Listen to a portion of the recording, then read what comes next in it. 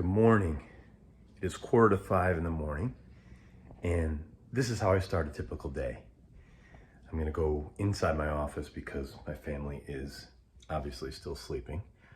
First, I'm gonna grab some coffee here so you could see. And I wanna talk to you about some of the objections I receive from people who want to write their first book, but have a hard time getting past themselves in order to make that commitment, in order to do it.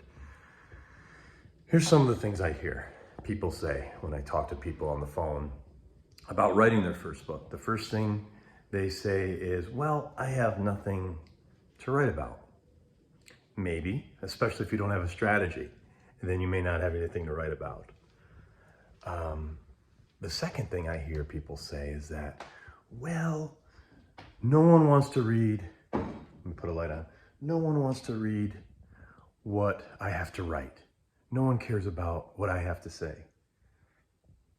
That may be true, but I really believe that is another self-limiting belief that you feel people won't want to read what you have to write. If you have knowledge of any kind, if you have a story you want to share, if you have a memoir you want to write, then there are people out there who want to hear it.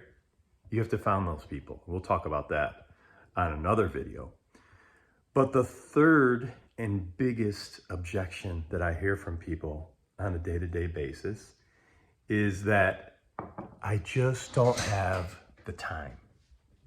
This is the one that gets me, because as you've heard many times in your life, as we all have heard, everyone has the same 24 hours in a day.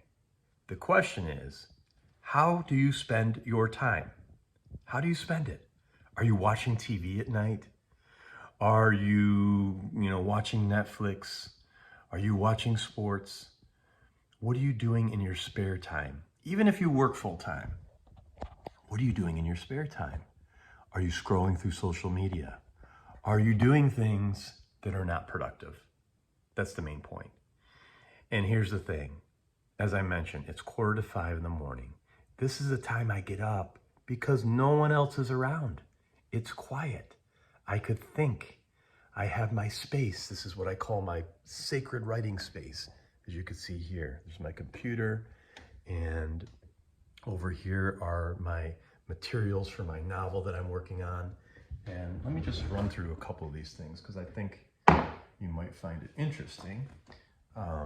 So for example, right here, here's some people I found online, and they are my characters in the book, so I could visualize who they are as I'm writing about them.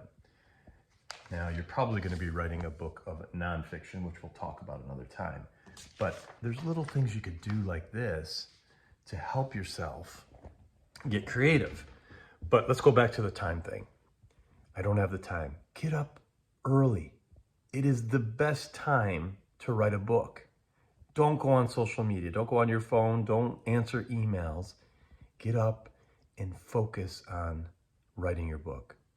Now, the best thing about the program that I've developed, and it's a program that I've followed, by the way, and formed a habit over many years, but you have to start somewhere.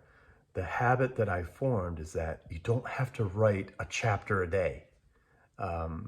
You can write 1 to 2 pages a day, every single day. And think about it, just in a week's time, you'll have 14, 15, 16 pages. You will have those days where you'll just get a burst of energy and write 10 pages or 20 pages.